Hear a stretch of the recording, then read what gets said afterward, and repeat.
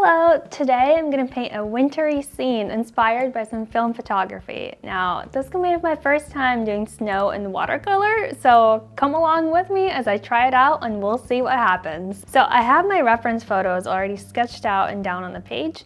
This was inspired by film collage, when photographers, put 4 photos next to each other to kind of give off a certain mood, a certain scene. So that's kind of what I'm going for here. It kind of reminds me of like a little window panel into the winter wonderland. I think I'm going to start off with starting to mix the blues for the sky. This one actually has like a pinkish sunset, but I think I just want a nice blue tone. As I mix my colors. First, I'm gonna apply it to all of these and then kind of darken this one up. So I'm gonna start with that darker blue color. I should have waited for that to dry just a little bit because that's gonna be not saturated enough. As I said at the start of this video, this is gonna be an experimentation for all of us here. And we just have a nice blue on the outer edges because it's a bright sunny day. Oh God, I hope that tape holds. And then this painting is actually pretty even in color except for this side of the page. So what I'm gonna do is do the same color and then kind of dab, dab, dab with the paper towel to pick up some of the excess water and get like a little bit of that sun flare look. Now I want this blue to be a little bit more saturated at the top here. Still not quite as dark. I want it to be more gradient of a wash. So that's why I'm just gonna add straight from the pot. And it will blend itself on the page since that page is still very, very wet. Now we send up a thought to the universe that this tape will hold. Because you can see the page is buckling a little bit under the water weight. I should have waited a little bit more, but that's okay. That's okay. We're all experimenting today. So I'll tell you guys my plan as I'm working on this one. So my plan is to try to do my best to keep the white areas white, to keep the highlights as white as possible. But I think we're gonna go back in with a watered down acrylic mix and try to add back in the layers that way. We'll see what happens. All right, I'm gonna wait for that to dry and then move on to the next step. So I'm gonna start on this top left one, and the snow on the mountains actually has like a pinkish glow. So I think I'm gonna start with that. I'm just gonna cover the whole mountain with that like pinkish white color. And then for this bottom bit, maybe like a Payne's gray with a little bit of like a purple tint to it. So let's try that out and see what happens. And I keep telling myself, like, I can always go back and add some highlights. That's actually not bad. Then we'll go back in with the darker places and just make those mountainy looking. That's an official word.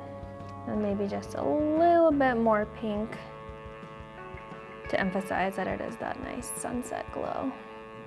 Now, while that's drying for a little bit, let me try this birch tree. I also right now have a lot of faith in my white acrylic plan. By that I mean by adding the white acrylic at the end over top for my highlights. It's actually not bad. That looks pretty realistic and I'm happy with that. Okay, so let's do this mountaintop. I have my colors mixed here. I'm gonna go in with the lighter tone first and just kind of try to spot some shadows. Okay, that's still a little wet, so I gotta not put the entirety of my hand down on the paper. Oh yeah, that's nice. That's nice. Also, I do want to point out my earrings today. They make me feel like I'm like a cool, rich aunt that's like visiting from Europe, or like an art gallery like person. I don't know, they're just cool and I like them. I'm trying to stay loose today. That is one of my objectives, is to figure out how to work with different colored tones that aren't necessarily what you expect, what you think. Like for example, like snow is usually bright white, but if you do like a light purpley color, which is like contrasty to the rest of your colors on the paper, that would also look fine. Okay, for these bottom two, so there's some sun in these, and the snow is like a yellowy, like a really bright white yellowy tone. And I've been trying to incorporate a little bit more warm tones, like to contrast the cool tones of the sky. So what I'm gonna do right now is just make all of this like this like yellowy white color. I hope it doesn't look like someone peed in the snow, but you know, it's fine. And then I'll contrast it with some gray shadows from the trees. But this will give me my brightest white. So as these bottom two are drying, I'm gonna go back to my birch tree and try to get some more shadows on that. So now I'm just gonna add a couple more branches to my birch tree that I didn't pencil in at the start. And again, still adding shadows and darkening the darker bits, just to give them a little bit more dimension. I feel like this is one of those tasks that you could probably do forever and still, you know, keep going, because you can keep adding more shadows, you can keep working at it. This is kind of nice to be able to work on 4 pieces at the same time, and the only thing I really have to worry about is just not put my hand in the ones that are drying on the bottom. But I actually really enjoy working on these snowy scenes, because I don't think I've ever painted a snowy scene like this before. So let's start working on these bottom ones a little bit more. It's a tree. It's a tree looking tree.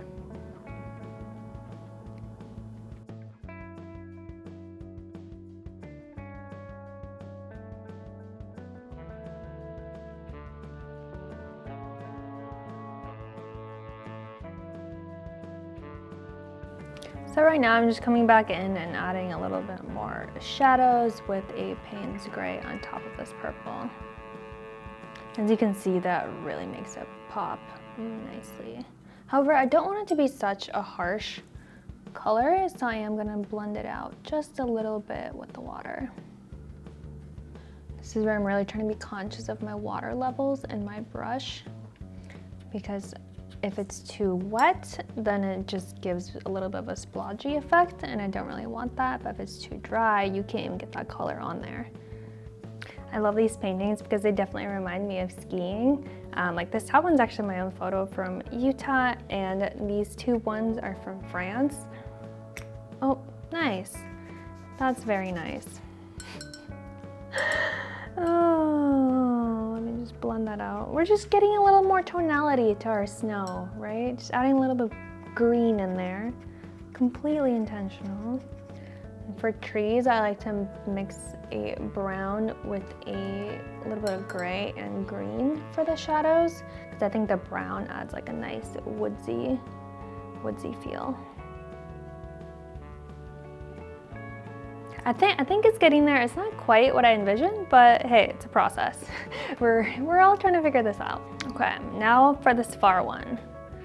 I mixed like a bluish gray, and I think I'm just gonna try to make my rock in that tone.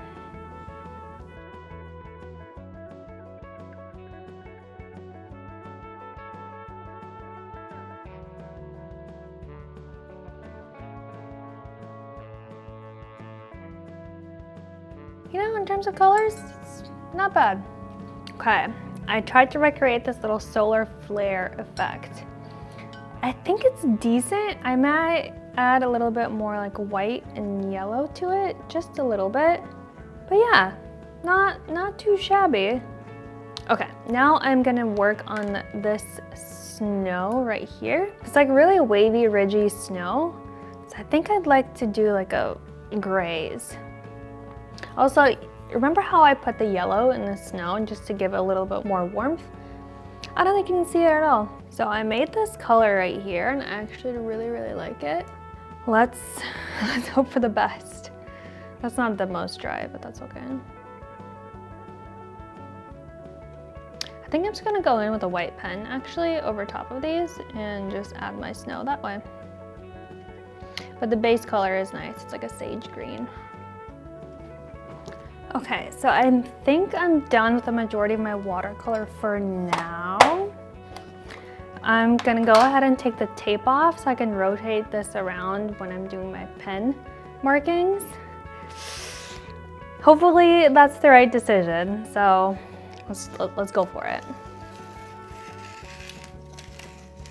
Oh, okay, that one's just coming. That one's just coming as well.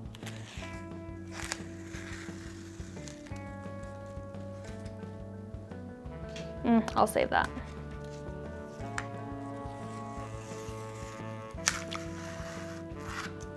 Okay, taking some of the bottom poster paper off, but that's okay. Oh God, oh God, oh God. We're in a situation. Okay.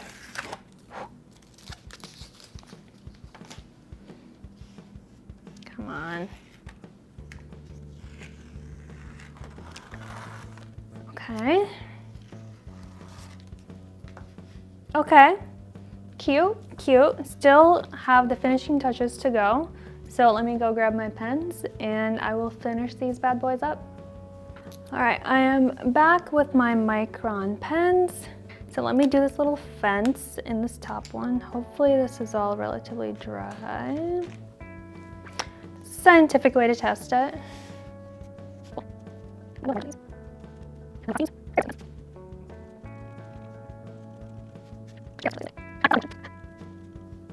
Okay, that looks nice enough. I really do like the flexibility of the pen. I think that's very, very helpful to be more precise. Now I'm actually gonna just go back and come in with my black Micron pen to get some of these birch tree marks. As you can see, the black really makes the rest of the tree pop really nicely. I had this plan in mind the whole time. Just had to wait for the last moment to really see the vision. And here is my little snowy scene. I guess 4 little snowy scenes. I actually really like how this one turned out. And the pen really brought out the details of the birch tree. These 2 are probably my least favorites. I like the concept of them. I think I would need to practice a little bit more to get the execution exactly how I wanted it to. But yeah, overall pretty happy with this little page. Very, very wintry vibes. I will have to give myself that. It makes me feel like I'm gonna go skiing, maybe roll up by the fireplace with a hot cup of tea and read a book. So I think I nailed the vibe. And I think in terms of the resemblance to film photography, I really like how the lens flare on this one turned out. I kind of struggled with getting these gondola things painted correctly because they were clear, so that was kind of really tricky to work with. But overall, I'm pretty happy with how these turned out. I had a great time practicing my watercolor. Hopefully you guys learned something. I learned something along the way, definitely. And thank you again for watching, and I'll see you next time. Bye.